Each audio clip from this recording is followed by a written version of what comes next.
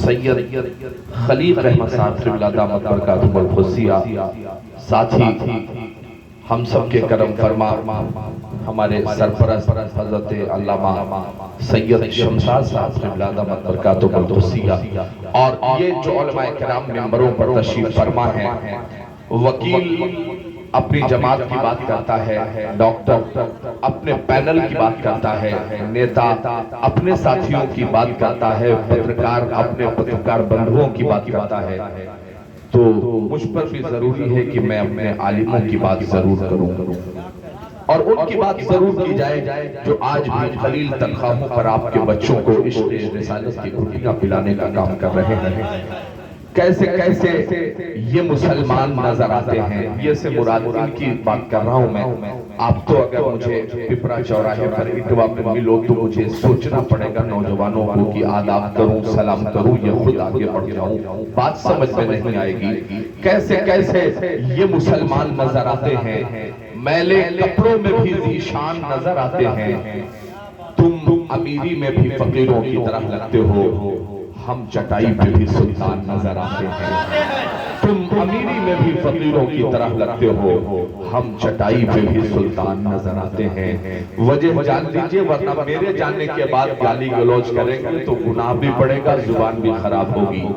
پھٹے کپڑے کوئی پہنتا نہیں تھا، کب کا غربت کے دور میں سوئی دھاگے سے سل کے پہنا جاتا تھا، آج 1800 کا ایسا جینس پہن کے گھومتے ہو، دل کرتا ہے یار ڈومریا گنج چوراہے پر چندہ لگا دوں، بڑا غریب بندہ جا رہا ہے۔ تم امیری میں بھی فقیروں کی طرح لگتے ہو، 10-5 روپے میں الٹے سیدھے بال کٹائے جاتے تھے، آج 400 دے کے گدھوں کی طرح بال کٹا کے گھومتے ہو، لگتا ہے پیسے کی کمی ہے۔ تو تم امیری میں بھی فقیروں کی طرح لگتے ہو، ہم چٹائی پہ بھی سلطان نظر آتے ہیں۔ کل تک میں روز کہتا ہوں، انسان بڑھا ہے، انسانیت گھٹی ہے۔ یہ سنکیت ہے ختم کرنے کا؟ سننے کے لیے تاکہ بات اسے لانا نہ پڑے۔ اچھا، وہاں چیٹیوں کا خطرہ تھا کیا؟ چلیے، تو انسان بڑھا ہے، انسانیت گھٹی ہے۔ کل تک دروازے پر بزرگوں کو بٹھایا جاتا تھا کتا داخل نہ ہو جائے، اب کتوں کو بٹھایا جا رہا ہے آدمی داخل نہ ہو جائے۔ کل تک بھائی کے لیے زمین چھوڑ دی جاتی تھی، بگہا دو بگہا چھوڑ دیتے ہیں، یار میرا بھائی کے لیے زمین چھوڑ دی جاتی تھی، آج زمین کے لیے بھائی چھوڑ دیا جاتا ہے۔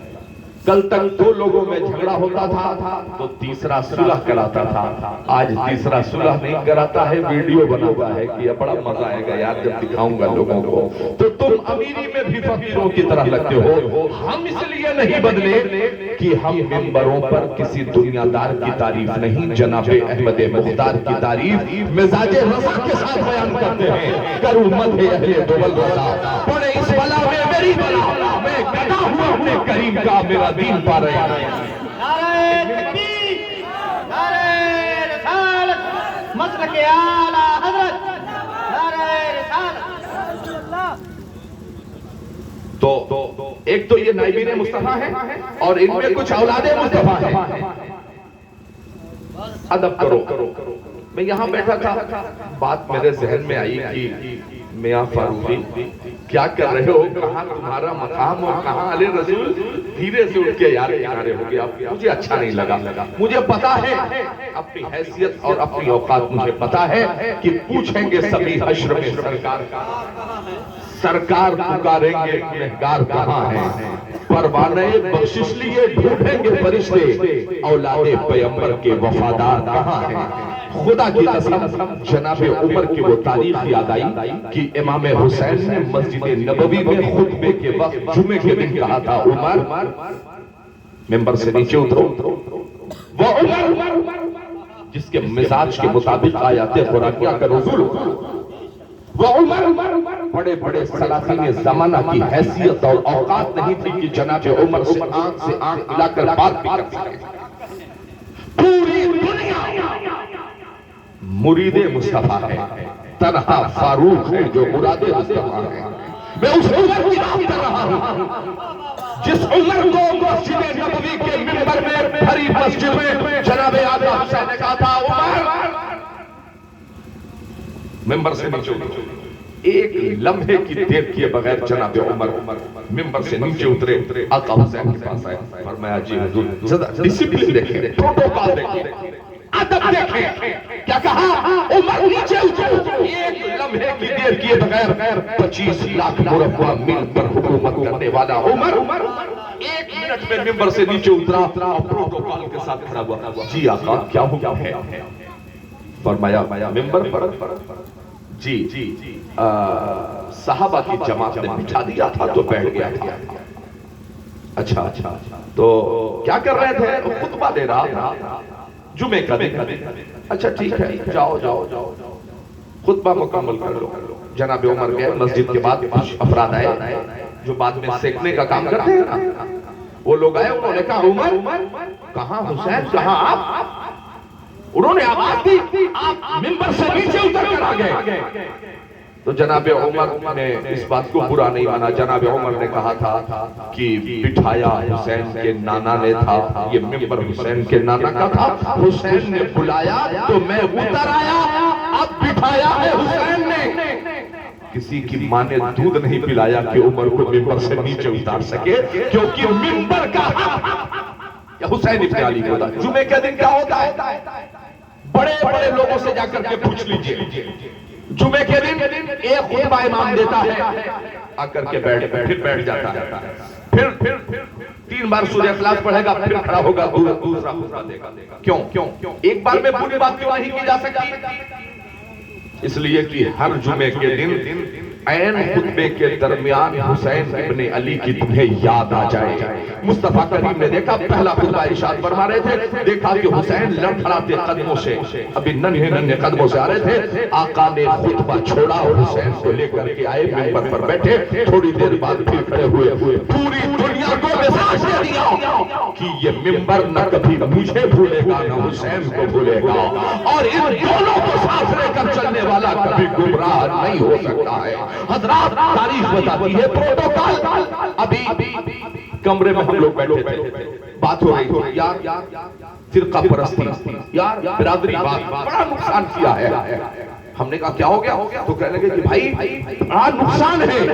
ہند الولی کے مزار تک, سنبھل سے لے کر بدایوں تک, بدایوں سے لے کر کاشی تک, اور کہاں آپ نے دیکھا نہیں حالات کیا ہے؟ ہم نے کہا جی ہاں. بات ذہن میں آئی. جناب عمر مسند خلافت پر تشریف فرما ہے, امام العادلین غیظ المنافقین جناب عمر ابن خطاب مسند خلافت پر تشریف فرما ہے. مسند خلافت سے مراد یہ نہ لیجئے گا کہ بڑھیا مسند لگی رہی ہوگی, کم اور بڑھیا مخمل بچھا رہا ہوگا, نہیں.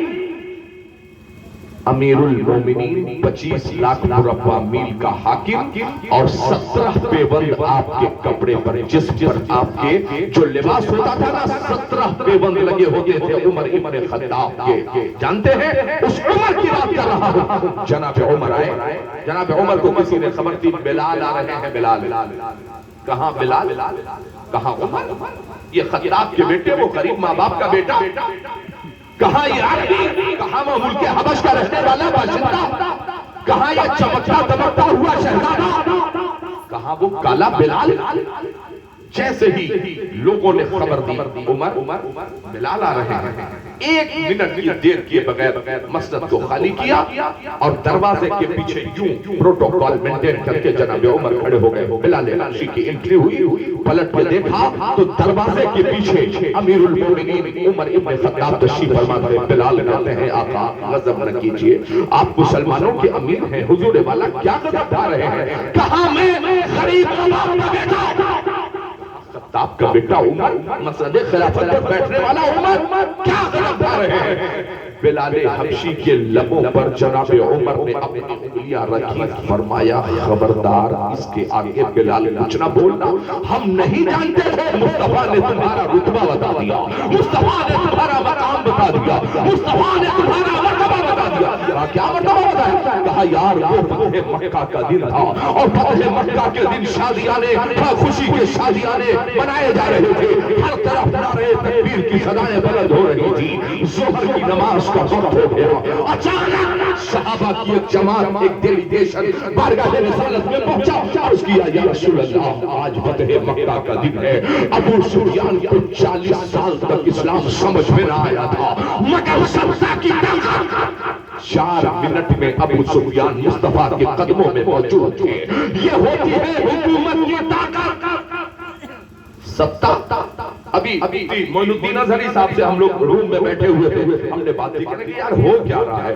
ہم نے کہا اگر ستا غیروں کے ہاتھ میں ہے تو رات کی تاریکی میں آپ کو ہجرت کرنی پڑے گی، شیب ابی طالب میں 3 سال تک قید و بند کی زندگی گزارنی پڑے گی، اور یہی ستا اگر آپ تاجدار مدینہ ہو گئے تو پھر بیٹیوں کے قتل پر بین لگ جائے گا، پھر شراب کی ٹھیکیاں بند ہو جائے گی، پھر زمین پر انصاف کے پیغام کو عام کر دیا جائے گا، اور رات کی تاریکی میں ہجرت کرنے والا پیغمبر ایک قطرہ خون بہائے بغیر فاتح مکہ کہلائے گا۔ یہ ہوتی ہے ستا کی طاقت، یہ ہوتا ہے اقتدار کا معاملہ۔ حضرات جناب عمر نے جناب بلال کے ہاتھ لبوں پر اپنی انگلی رکھی، فرمایا خبردار۔ بلال نہ کہنا، کہا کیا ہو گیا؟ کہا یار وہ فتح مکہ کا دن تھا، صحابہ کی ایک جماعت نے کہا تھا یا رسول اللہ آج بلال اذان نہ پڑھے، اذان دوسرا کوئی صحابی پڑھ دے جو عربی ہو، اسی شہر کا باشندہ ہو، حضور اذان کو پڑھے۔ جناب عمر فرماتے ہیں کہ میں نے مصطفیٰ کریم کے روز وضحا پر پریشانی کی لکیریں دیکھی، ہم نے حضور کے چہرے پر تبدیلیاں دیکھی، غصے کے آثار نظر آئے۔ ہم نے کہا یا رسول اللہ فدا کا ابی و امی، حضور خیریت تو ہے؟ آقا نے فرمایا تھا اے میرے صحابہ، شیب ابی طالب میں سلاخوں میں ڈیٹینشن سینٹر میں قید ہو کر اذان پڑھے تو میرا بلال، بدر میں تلواروں کی چھاؤں میں اذان پڑھے تو میرا بلال، احد اور خندق میں پتھر کھا کر اذان پڑھے تو میرا بلال، قید و بند کی زندگی اور شربتوں کو برداشت کر کے اذان پڑھے تو میرا بلال۔ اور آج فتح مکہ کا دن ہے تو کوئی عربی اذان پڑھے گا نہیں، آج بھی اذان پڑھے گا تو میرا بلال ہی اذان پڑھے گا، فتح مکہ کے دن بھی اذان پڑھے گا تو میرا بلال پڑھے گا۔ حکم نبی ہوا، بلال حبشی چلے، مگر خوشی کا عالم یہ تھا، مسرت اتنی تھی، روز حبش سے اذان پڑھتے تھے قبلہ کعبہ ہوتا تھا، مدینے سے اذان پڑھتے تھے قبلہ کعبہ ہوتا تھا، دنیا کے کسی گوشے سے اذان پڑھی ہے قبلہ کعبہ ہوتا تھا۔ آج فتح مکہ کا دن تھا، بلال حبشی خانے کعبہ کی چھت پہ چڑھ گئے، مگر جب چڑھے تو دماغ گھوم گیا، یار دنیا کے کسی گوشے میں رہتا تھا، میرا قبلہ کعبہ ہوتا تھا، آج کدھر منہ کر کے اذان پڑھوں جب کعبے کی چھت پہ کھڑا ہوں؟ جناب ابو بکر سے پوچھا تھا تاجدار صداقت آج منہ کدھر کر کے اذان دوں؟ تو جناب ابو بکر کی محبتوں پر قربان جاؤں کہا تھا اے بلال، دنیا کے کسی گوشے سے اذان پڑھے گا تیرا قبلہ کعبہ ہوگا، مگر جب تو کعبے کی چھت پہ کھڑا ہے تو تیرا قبلہ اسے مصطفیٰ ہوگا۔ جدھر آمنہ کے لال کا چہرہ ہے ادھر ہی چہرہ پھیر کے اذان پڑھ دے۔ تب میرے امام نے بریلی سے کہا تھا حاجی لوگ آؤ، شہنشاہ کا روضہ دیکھو، کعبہ تو دیکھ چکے اب کعبے کا کعبہ دیکھو۔ حضرات یہی عشق رسالت جو بلال حبشی کو نصیب ہوا، جناب عمر نے اپنے سینوں میں رکھا، جناب ابو بکر نے اپنی زندگی کو داؤ پر لگا دیا، جناب عثمان غنی نے جام شہادت نوش کر لیا، مولا کائنات مسجد نبوی کے منبر پر محراب پر آپ نے جام شہادت نوش کیا۔ یقین سے بتائیے کیا وہ عشق ہمارے یہاں نہیں پیدا ہو سکتا؟ کیا وہ محبت ہمارے سینوں میں نہیں آ سکتی؟ ہمیں تو کانسیپٹ دیا جا رہا ہے اور اس کانسیپٹ کو 100% ارباب فاروقی اس کی مخالفت کرتا ہے۔ ہمیں بتایا جا رہا ہے جو مر گیا وہ مٹ گیا، یہ بتایا جا رہا ہے جو مر گیا وہ مٹ گیا، یہاں تک کہ اپنے باپ اور داداؤں کی قبروں پر کوئی سلام کرنے کو بھی تیار نہیں ہے۔ جب تم آقا پر سلام پڑھنے پر پابندی لگاؤ گے تو تمہارے قبروں میں لیٹنے والے مردے بھی سلام ترس جائیں گے. خدا کی قسم اور میرا عقیدہ ہے, تمہارا عقیدہ یہ ہے کہ نبی مر گئے, وہ تمہارا نبی ہوگا جو مر گیا ہوگا. میرا نبی وہ ہے تو زندہ ہے واللہ, تو زندہ ہے واللہ. میری چشم عالم سے چھپ جانے والے عشق پیدا کرو, عشق. اور اسی کنیکشن کو دنیا تم سے کاٹ دینا چاہتی ہے. اسی ملک میں انگریزوں نے مسجدوں کے مینار بھی توڑے تھے. یہ پہلا موقع نہیں ہے جب عبادت گاہوں کو نشانہ بنایا جا رہا ہے. ہر دور میں اٹھتے ہیں یزیدی فتنے, ہر دور میں شبیر جنم لیتے ہیں. اور میرا یقین ہے کوئی فرعون ہے تو موسیٰ بھی ضرور آئے گا. اسی زمین پر خدا کی قسم میرا دعویٰ ہے, اس زمین پر جس زمین پر مذہب اسلام کی جتنی شدت سے مخالفت کی گئی ہے, کعبے میں مصطفیٰ کی گردن میں چادر ڈال کر کھینچا جا رہا تھا. شہن کعبہ میں 2 رکعت نماز پڑھنے کی اجازت نہیں تھی. راہ میں ام جمیل کانٹے بچھا رہی تھی. پشت انور پر اونٹ کی اوٹھڑیاں ڈالی جا رہی تھی. جس زمین پر جتنی شدت سے مخالفت ہوئی ہے اتنی ہی شدت سے اللہ نے اس زمین کو دار التوحید بنا دیا ہے. اللہ کی قسم جب جہاں جتنی مضبوطی کے ساتھ آپ ہمارا اعلان کرو گے حساب عبادت گاہیں نہیں رہیں گی, کوئی بات نہیں. ہم تو وہ ہیں یار کہ مینار گر پڑے ہیں تو میدان میں پڑھو یار. مینار نہ بھی ہو, انگریزوں نے اسی زمین پر کہا تھا کہ یار ہم نے مینار گرا دیے, منبر توڑ دیے, مسجدیں شہید کر دی, ان کے نوجوانوں کے سینوں میں گولیاں اتار دی, مگر یہ مسلمان ہے کہ کمزور ہونے کا نام نہیں لیتا. انگریزوں کے چند سکوں اور ٹکوں پر اپنے ضمیر خبیث ایمان اور عقیدے کا سودا کرنے والے مولویوں نے کہا تھا یا علماء سو کہا جائے, انہی لوگوں کو علماء سو کہا جاتا ہے. انہوں نے کہا تھا انہیں مارنے کے لیے عبادت گاہوں کو نثار نہ کیا جائے, ان کے سینوں سے محمد عربی کی محبت نکال دو, مسلمان خود بخود مر جائے گا. اور یہی ہوا. تم نے اپنی شادیوں کو مہنگی کیا کہ نہیں؟ کائنات میں سب سے سستا نکاح کسی نے بتایا تھا تو آمنہ کے لال نے بتایا تھا. ایمانداری سے بتاؤ تم نے سود کی رقم لے کر شادیاں کی ہیں یا نہیں کی ہیں؟ قرض لے کر شادیاں کی ہیں کہ نہیں؟ اور تمہارے پیغمبر کا پوائنٹ آف ویو اتنا پاورفل ہے, اتنا مضبوط ہے کہ بھارت کی عدالت عظمیٰ بھی کہہ رہی ہے کہ ہمیں قانون تو وہی چاہیے جو آمنہ کے لال نے دیا تھا. ہمیں بھی 2 گواہ چاہیے جو آمنہ کے لال نے نکاح کے لیے ضروری کہا تھا. مگر یاد کیجئے اسی زمین پر آج تک ایمانداری سے بتائیے گا آپ نے کسی پنجابی سماج کے انسان کو, پگڑی باندھے ہوئے انسان کو کبھی کبھی مانگتے ہوئے دیکھا؟ کبھی آپ نے نہیں دیکھا. کیوں نہیں دیکھا جانتے ہیں؟ اس لیے کہ ان کے ہاں مزاج بنا ہے گردوارے پر لنگر چلانے کا. یہ مزاج کس نے دیا تھا؟ قرآن سے پوچھو سب سے زیادہ لوگ جہنم میں کیوں جائیں گے؟ جانتے ہو جنتی جنت میں, جہنمی جہنم میں جا رہے ہوں گے. اہل جنت کہیں گے باری تعالیٰ اگر اجازت ہو تو جہنم میں جانے والوں سے ایک سوال کر لیں. ہاں کر لو, قرآن ہے قرآن. تو اہل جنت کہیں گے ما سلککم فی سقر. اے بھائی سنو, جہنم میں کیوں جا رہے ہو؟ تو وہ 2 وجہیں بیان کریں گے. لم نک من المصلین, ہم لوگ نمازیں نہیں پڑھتے تھے اس لیے جہنم میں جا رہے ہیں. ولم نک نطعم المسکین, اور ضرورت مندوں کو, بھوکوں کو, مسکینوں کو کھانا نہیں کھلاتے تھے اس لیے جہنم میں جا رہے ہیں. اب تمہیں کیا لگتا ہے ہند الولی کی بارگاہ میں چھوٹی دیکھ کیا ہے, بڑی بڑی کیا ہے؟ زمانے کو کیا پتا لنگر کیا ہے؟ اللہ کی قسم اس زمانے میں اگر لنگر کا طریقہ کسی نے سکھایا ہے تو اہل بیت مصطفیٰ نے ہمیں لنگر کا طریقہ بتایا ہے. یار امام زین العابدین نے بتایا پانی پلانا, کھانا کھلانا. جانتے ہیں شہادت امام کے بعد, واقعات کربلا کے بعد جانتے ہیں کیا ہوا؟ امام زین العابدین واپس مدینہ المنورہ تشریف لائے. وہ محرم کا واقعہ ہے, مگر میں بیان کرتا ہوں کہ آپ نے چند دنوں مدینے میں قیام کیا اور اس کے بعد اپنا خیمہ دور لے جا کر کے مدینے سے کافی دور اپنے خیمے کو آپ نے لے جا کر کے لگا دیا. جانتے ہیں کیا کرتے تھے؟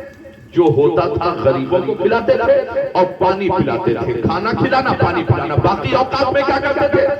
وہ تہجد، نوافل، سنن، واجبات، فرائض اور پھر قرآن کی تلاوت۔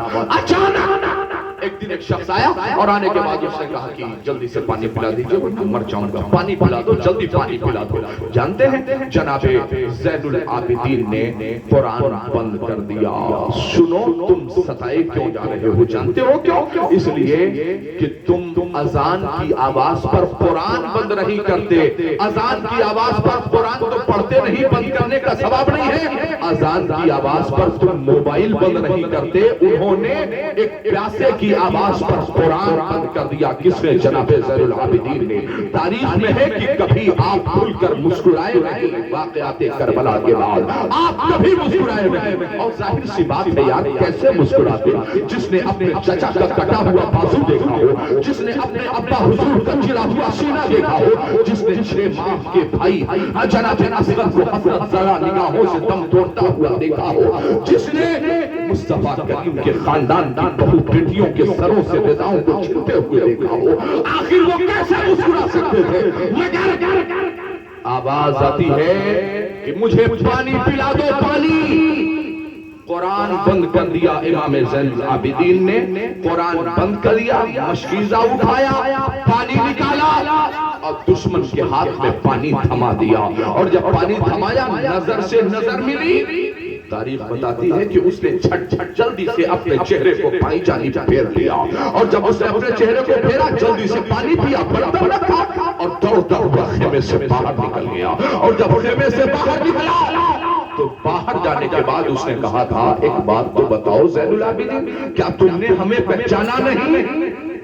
چہرہ سرخ ہو گیا۔ آقا زین العابدین کا فرمایا، تیرا نام فلاں ہے، تیرے باپ کا نام فلاں ہے، تیرے دادا کا نام فلاں ہے، میں جان رہا ہوں۔ تو کہا جب جان رہے ہیں تو مجھے پہچان لیا؟ آپ نے کہا ہاں، تو نے زمین کربلا پر بڑے ظلم و تشدد کے پہاڑ توڑے تھے یزیدیوں کے ساتھ مل کر کے۔ جناب زین العابدین سے آنے والے مسافر نے کہا تھا، اے زین العابدین، جب میرا نام بھی پتا ہے، میرا کام بھی پتا ہے کہ میں آپ کے بابا جان کا دشمن ہوں، آپ کے بھائیوں کا دشمن ہوں، آپ نے پانی کیوں پلایا؟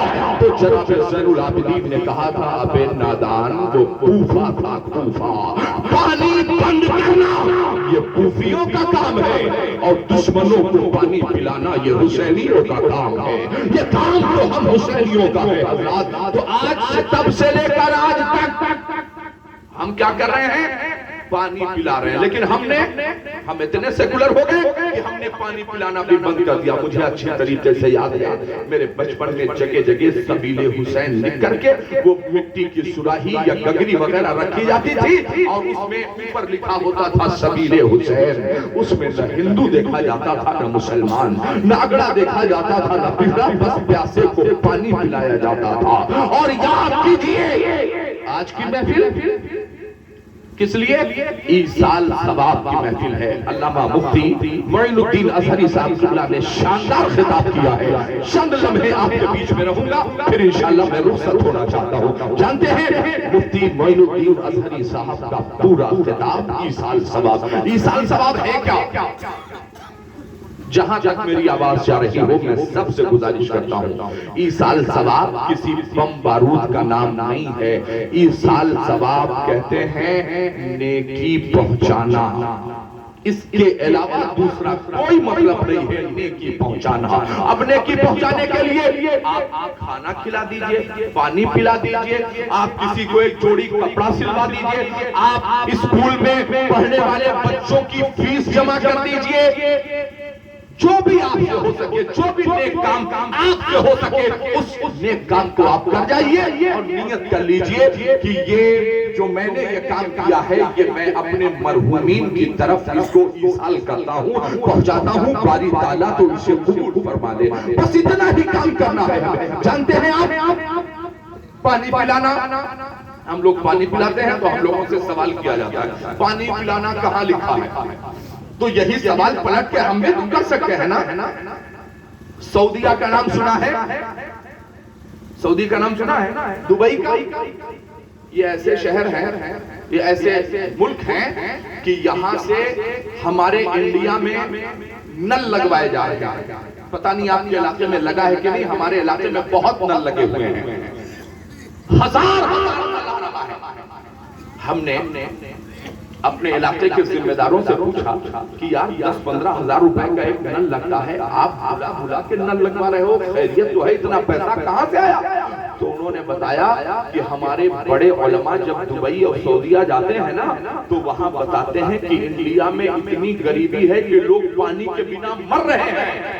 اچھا اتنی غریبی ہے تو ٹھیک ہے شیخ صاحب، کفیل صاحب، آپ اگر کچھ عنایت کر دیں تو ہم وہاں پہ لوگوں کو پانی پلانے کا انتظام کر دیں۔ تو وہ کہتے ہیں صرف پانی نہ پلانا، پورا نل لگوا دو۔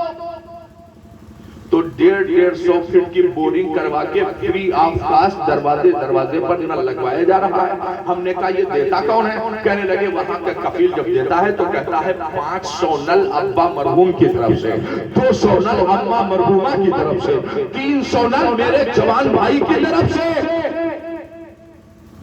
تو ہم نے کہا بھیا ہم ایک گلاس پانی پلا کے یہاں حدیث قرآن سے حوالہ دے رہے ہیں اور تم 150 فٹ کا نلے گڑوا کے بیٹھے ہو اور کہتے ہو کہ صاحب یہ دیت نہیں ہے، جائز نہیں ہے، ہمیں تمہارا بھی مقصد پانی پلانا، ہمارا بھی مقصد پانی پلانا۔ اب یار ہم ٹھہرے غریب لوگ نل نہیں لگوا سکتے تو دروازے پر لوگوں کو بلا کے پانی پلا دیتے ہیں اور دال چاول گوشت روٹی جو بھی ہے اسے کھلا دیتے ہیں۔ نیت ہوتی ہے کہ اس کا ثواب میرے ماں باپ کو پہنچے، میرے مرحومین کو پہنچے، کل امت مصطفیٰ کو پہنچے۔ حضرات مگر یہ بات تو لوگ کہیں گے مولانا صاحب ہوائی فائرنگ مار کے نہ جائیے، کچھ ذمہ داری سے بات کر کے جائیے۔ میں آپ کو بتاتا ہوں حدیث اور قرآن کی روشنی میں اگر ایصال ثواب یہ غلط ہوتا تو اللہ قرآن میں ربنا اغفر لنا ولاخواننا الذین سبقونا بالایمان کی آیت قطعی نہیں نازل کرتا، مطلب سنو ترجمہ، اے ہمارے رب ہماری مغفرت فرما دے اور ہمارے ان دینی بھائیوں کی مغفرت فرما دے جو ہم سے پہلے ایمان کے ساتھ تشریف لے کر کے گئے۔ یہ قرآن کہہ رہا ہے، قرآن یہ تو قرآن کہہ رہا ہے۔ اور حضور کی حدیث کیا کہہ رہی ہے؟ حضور کی حدیث کہتی ہے ینتظر دعوتن، غور سے سنیے گا، ینتظر دعوتن، وہ جسے قبر میں لٹا کر آئے ہو نا وہ تمہاری دعاؤں کا منتظر ہے۔ ایسے جیسے کوئی شخص پانی میں ڈوبتا ہے نا تو وہ کہتا ہے بچا لو بچا لو، ایسے ہی جسے قبر میں لٹا کر آئے ہو مصطفیٰ کی حدیث کہتی ہے وہ انتظار کر رہا ہے کس کا؟ تمہاری دعا کا۔ کس سے؟ تلحقہ من اب او ام او اخ او شقیق، وہ قبر میں لیٹنے والا دعاؤں کا منتظر ہے۔ کس سے؟ ابا کی دعا کا انتظار کر رہا ہے، ماں کی دعا کا انتظار کر رہا ہے، بھائی کی دعا کا انتظار کر رہا ہے، یہاں تک کہ او صدیق اپنے دوستوں کی دعا کا انتظار کر رہا ہے۔ کاش 10 بار درود پڑھ کے میرے نام ایصال کر دیتے، اور ایصال کرو گے تو ملے گا۔ کیسے ملتا ہے جانتے ہیں؟ اللہ کے حبیب صحابہ کے درمیان تشریف فرما تھے، ارشاد فرمایا میرے صحابہ قریب آ جاؤ، صحابہ قریب آئے، اللہ کے حبیب نے ارشاد فرمایا امتی امت مرحومہ، میری امت امت مرحومہ ہے۔ یہ جو اعلان ہوتا ہے کہ فلاں صاحب مرحوم کیا ان کے نام سے ایصال ثواب کی محفل ہے یا مرحوم کا انتقال ہو گیا، اسی حدیث پاک سے اس لفظ کو اخذ کیا گیا ہے۔ امتی امت مرحومہ، میری امت امت مرحومہ ہے۔ صحابہ نے عرض کیا یا رسول اللہ بات سمجھ میں نہیں آئی، کیا مطلب امت امت مرحومہ ہے؟ اللہ کے حبیب نے ارشاد فرمایا میری امت وہ امت ہے جس پر اللہ نے اپنی رحمتوں کا نزول کیا ہے۔ اور آگے اور ڈیپر لے چلو قرآن سے، اللہ نے قرآن میں کہا ما یفعل اللہ بعذابکم، اے میرے بندو ہم تمہیں عذاب دے کر کیا کریں گے مگر کرنے گناہ۔ اس وقت ہو رہے ہیں، غیبت کو ہم گناہ سمجھتے نہیں، تہمت کو ہم کوئی بری چیز سمجھتے نہیں، جھوٹ تو دائیں بائیں ہاتھ کا کھیل ہے، بڑے بڑے گناہ ہیں، سودی نظام کو ہم حرام سمجھتے نہیں، نماز چھوٹ گئی، ہمارے اندر تھوڑا سا بھی افسوس ہوتا ہی نہیں؟ رمضان کا روزہ چھوٹ گیا کوئی مطلب ہی نہیں. جتنا کم ناپنے تولنے کا گناہ ہم لوگوں نے کیا ہے اتنا سابقہ انبیاء کی اقوام نے کیا تو تباہ و برباد ہو گئے. تم کیوں بچے ہو؟ خان صاحب ہو اس لیے، شیخ صاحب ہو اس لیے، چودھری صاحب ہو اس لیے، انصاری منصوری صاحب ہو اس لیے نہیں. اللہ نے قرآن میں کہا محبوب ہم انہیں عذاب میں مبتلا کر دیتے، عذاب میں اس لیے نہیں ڈالتے وَمَا كَانَ اللَّهُ لِيُعَذِّبَهُمْ وَأَنْتَ فِيهِمْ، کیونکہ محبوب تم ان میں جلوہ گر ہو اس لیے ہم عذاب نہیں دیتے. آپ ذرا غور تو کیجئے گا. اللہ کے حبیب نے ارشاد فرمایا امتی امت مرحومہ، جس پر اللہ کا خاص رحم نازل ہوا. صحابہ نے عرض کیا یا رسول اللہ بات سمجھ میں نہیں آئی. اللہ کے حبیب نے ارشاد فرمایا سنیے، اللہ کے حبیب ارشاد فرماتے ہیں تدخلوا قبورها بذنوبها، میرا امتی جب قبروں میں داخل ہوگا تو وہ گناہوں کا گٹھر لے کر جائے گا، وہ گناہوں کے ساتھ قبر میں داخل ہوگا. آگے تخرج من قبورها ولا ذنوب علیہا، اللہ کے حبیب ارشاد فرماتے ہیں مگر کل جب وہ قبروں سے اٹھائے جائیں گے یا میری امتی کو اٹھایا جائے گا تو وہ گناہوں سے پاک صاف ہو کر کے اٹھے گا. صحابہ نے عرض کیا یا رسول اللہ جو گناہوں کا گٹھر گیا تھا وہ کہاں چلا گیا؟ اللہ کے حبیب ارشاد فرماتے ہیں قبر میں اس نے نماز نہیں پڑھی، روزہ نہیں رکھا، حج نہیں کیا، زکوٰۃ نہیں دیا. مرنے والے نے اپنے پیچھے اپنے اعزاء اقربا، بیٹی بیٹا، رشتہ دار، ناتی نتور، پوتا پتی سب چھوڑ کے گیا تھا. اس کے اقربا نے اس قدر دعائے مغفرت کی ہے اللہ نے دعائے مغفرت کی بنیاد پر اس کے تمام گناہوں کو. کون کہہ رہا ہے؟ یہ اس نبی کی بات کر رہا ہوں جس نے بتایا جنت کیا ہے، جس نے بتایا جہنم کیا ہے، جس نے بتایا خدا کیا ہے، جس نے بتایا ملائکہ کیا ہے، جس نے بتایا انبیاء و رسول کے بارے میں. اس نبی کی بات کر رہا ہوں. اور ہم سے کیا کہا جا رہا ہے؟ ہم سے کہا جا رہا ہے جو مر گیا وہ مٹ گیا. جانتے ہیں کیوں؟ اگر کسی کی زندگی ثابت کر دی جائے گی تو پیغمبر اسلام کو بھی زندہ تسلیم کرنا پڑے گا. ابھی چند مہینوں پہلے عدالت کرناٹکا نے کہا رہا کہ سڑک کو چوڑی کر دیا جائے. سڑک چوڑی کی جانے لگی تو وہاں کے لوکل پولیس والوں نے کہا تھا صاحب راستے میں دکان ہے. عدالت نے کہا توڑ دو، کہا مکان ہے. عدالت نے کہا توڑ دو، کہا مسجد ہے شہید کر دو، کہا مندر ہے، کہا ہٹا دو، کہا راستے میں ایک مزار بھی ہے. مزار کہا مزار ہے، کہا تو کہا پھر وہاں کے لوکل علماء اور مفتیان نظام کے پینل کو بلایا جائے. مفتیان نظام آئے اور انہوں نے متفقہ فیصلہ کیا 288 سال. کتنا؟ 288 سال کے پہلے سید محمود شاہ قادری کا مزار بنایا گیا تھا. روڈ چوڑی ہوتے ہوتے مزار بالکل لبے روڈ آ گئی. اب غور کیجئے گا جو بات میں کہنا چاہتا ہوں. عدالت کا دکان، مکان، مسجد، مندر سب ہٹا دو.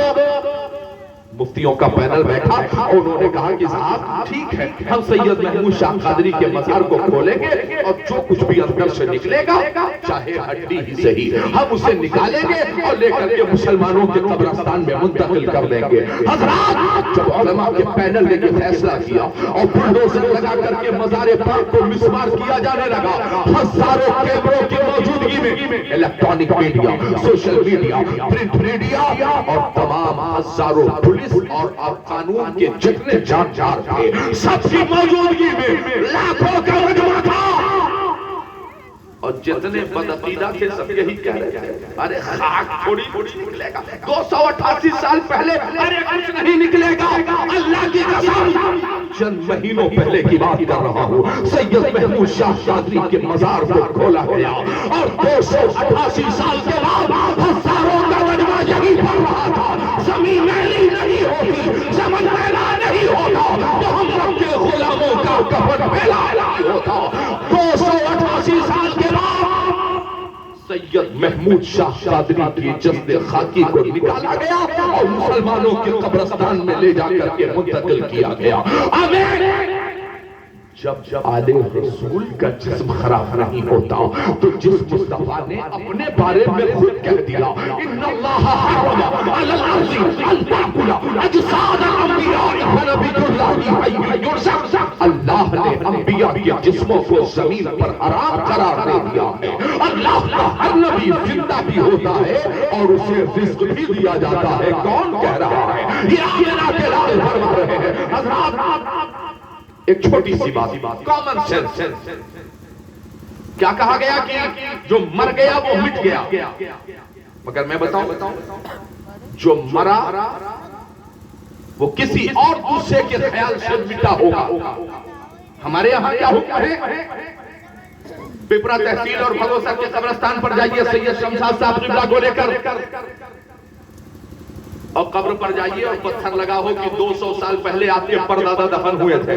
وہاں جائیے اور کہیے سید صاحب ہاں بابو بتاؤ ہمارے دادا بڑے پہلوان تھے, ہمارے دادا بڑے بلوان تھے, ہمارے دادا بڑے امیر تھے, 500 بیگھہ کھیت کے مالک تھے. تو سید شمشاد صاحب بتائیں گے کہ بابو تاریخ بعد میں بتا لینا, پہلے سلام کر لو یہاں. تو اب نوجوان کہتے ہیں حضرت سلام کرنے جب کچھ ہوئی بے نہیں کرے گا, 200 سال ہو گیا ہے, نہ کپڑا ہوگا, نہ ہڈی ہوگی, نہ جسم ہوگا, کیا سلام کر لے گا؟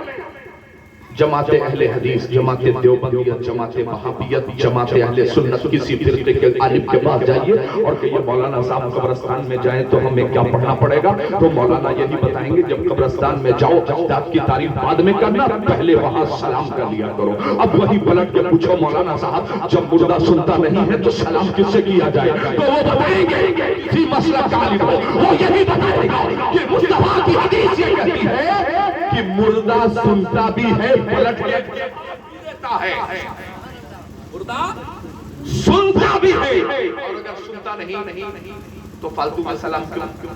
کامن سینس, اپنا دماغ لگائیے. جب کوئی سنتا ہی نہیں تو سلام کرنے کا کیا مطلب؟ یہ بات اس لیے کہی جاتی ہے کہ اگر اپنے دادا کی قبر پر اپنے قبرستان میں ہم نے سلام کر لیا تو یہ بات ماننا پڑے گا کہ اگر 8 فٹ نیچے ہمارے دادا 200 سال پہلے دفن ہونے والے دادا ہمارے سلام کا جواب دیتے ہیں تو پھر وہ نبی جس کے صدقے میں اللہ نے کائنات کو وجود بخشا, لولا کلمہ خلقت الافلاک والارضین لولا کلمہ اظہرت ربوبیتی. آپ اندازہ کرو کہ اگر تمہارے دادا سلام کا جواب دیتے ہیں حدیث مصطفیٰ کی روشنی میں, تو میرا عقیدہ یہ ہے کہ درود پڑھنے سے ثواب ملتا ہے, سلام کرنے سے آقا کا جواب آتا ہے. جانتے ہو یہ بات میں آپ کو کیوں کہہ رہا ہوں؟ آن لائن سنا ہے کبھی؟ آن لائن ان نوجوانوں سے پوچھوں آن لائن کیا ہے تو کہیں گے ارے حضرت اب اتنا بھی نہیں جانتے, آپ پرانے زمانے والے مولانا صاحب لگ رہے ہیں. ہم نے کہا کیا ہوا؟ کہنے لگا ارے حضرت آن لائن جب سے موبائل آیا تب سے آن لائن, موبائل نہیں تھا تو آن لائن نہیں تھا. ہم نے کہا ہاں بابو جب اسلام کی تاریخ نہیں پڑھو گے تو یہی ہوگا, گھر چکر میں ایسے ہی گھومتے رہو گے, گول گول گھومتے رہو گے. جانتے ہو آن لائن تب سے تھا جب سے جناب عمر مسجد نبوی کے منبر پر کھڑے تھے اور 200-250 کلومیٹر کی دوری پر جنگ لڑنے والے ساریہ کو کہتے ہیں اے ساریہ وہ پہاڑ کے پیچھے دیکھو آدھے دشمن پیچھے سے آ رہے ہیں تم پر حملہ کرنے کے لیے. ایمانداری سے مجھے بتانا, نہ کمپیوٹر تھا, نہ انٹرنیٹ تھا, نہ لیپ ٹاپ تھا, نہ موبائل تھا. مسجد نبوی کے منبر سے جناب عمر نے آن لائن دیکھا کہ نہیں دیکھا؟ آن لائن دیکھا, کچھ نہیں تھا. اور آگے بڑھو, امام عبدالوہاب شعرانی کب پیدا ہوئے؟ 63 سال حضور پاک کی ظاہری دنیا میں تشریف فرما رہے. اس کے 900 سال کے بعد 900 سال 100 سال 200 سال 300 سال 900 سال کے بعد مصر میں پیدا ہوئے امام عبدالوہاب شعرانی. اور فرماتے ہیں کہ میں نے اولا ثانیہ ثالثہ الگ الگ تعلیمات الگ الگ اساتذہ سے حاصل کر لی، مگر بات جب ختم بخاری کی آئی، میں اس دور کی بات کر رہا ہوں جب مسلک کے جھگڑے نہیں تھے، میں اس دور کی بات کر رہا ہوں جب حاضر و ناظر پر بحث نہیں کی جاتی تھی، میں اس دور کی بات کر رہا ہوں جب علم غیب نبوت کو محفا اور پالا نہیں جا رہا تھا، میں اس دور کی بات کر رہا ہوں جب آمنہ کے لال کو مختار کائنات بلا شک و شبہ تسلیم کیا جاتا تھا، میں اس دور کی بات کر رہا ہوں۔ امام عبدالوہاب شرانی فرماتے ہیں کہ میں نے تنہا نہیں، میرے 8 ساتھیوں نے، 8 لوگوں نے، جس میں شافعی بھی تھے، حنبلی بھی تھے، مالکی بھی تھے، حنفی بھی تھے، 8 لوگوں نے 900 سال کے بعد پوری بخاری کسی دنیا دار سے نہیں، عالم بیداری میں مدینے کے تاجدار سے ختم کی ہے، ہم نے پوری بخاری مدینے کے تاجدار سے ختم کی ہے۔ یہ بات ایک طرف، حیات النبی کا مسئلہ۔ اب اور آگے بڑھئے، فرماتے ہیں کہ ختم بخاری کے بعد مصطفیٰ کریم سے رشتہ غلامی اتنا مضبوط ہو گیا کہ میں مصر میں اپنے کمرے کے اندر بیٹھا ہوتا تھا اور حضور پاک پر آن لائن سلام کرتا تھا۔ آن لائن سلام کون سا ہے جانتے ہیں؟ السلام علیکہ ایہا النبی ورحمت اللہ وبرکاتہ۔ کون کہتا ہے کہ ہم درود نہیں پڑھیں گے؟ کون کہتا ہے کہ سلام نہیں پڑھیں گے؟ میں الٹا سیدھا نہیں پڑھو گے، پاک ناپاک نہیں پڑھو گے۔ اللہ کہتا ہے کہ اگر میری وحدانیت کا اعلان کیا ہے، توحید، نماز، روزہ، زکوٰۃ پر تمہارا ایمان ہے تو میرے محبوب پر درود و سلام ایسے پڑھو گے کہ ہم حکم دیں گے، نہا لو، دھو لو، غسل کر لو، وضو کر لو اور میرے گھر میں آؤ، پہلے میری عبادت کر لو اور اس کے بعد آخر میں میرے محبوب پر سلام پڑھ دو، پھر درود پڑھ دو، پھر دعائے سورہ پڑھ کے سلام پھر لینا۔ کون نہیں پڑھتا؟ مگر جب عقیدت سے کوئی پڑھتا ہے تو امام عبدالوہاب شرانی فرماتے ہیں السلام علیکہ ایہا النبی ورحمت اللہ وبرکاتہ۔ میں ڈیلی اپنے آقا پر سلام پڑھتا تھا۔ اپنے قلم سے امام عبدالوہاب نے لکھا رفع الارض بینی و بینک قبر النبی صلی اللہ علیہ وسلم، کہ میرے کمرے سے لے کر تربت مصطفیٰ تک کے تمام حجابات ہٹا دیے جاتے تھے۔ میں مصر میں بیٹھ کر سلام بھی پڑھتا تھا اور مصطفیٰ کریم کے تربت اقدس کی زیارت بھی کیا کرتا تھا۔ کون کہہ رہا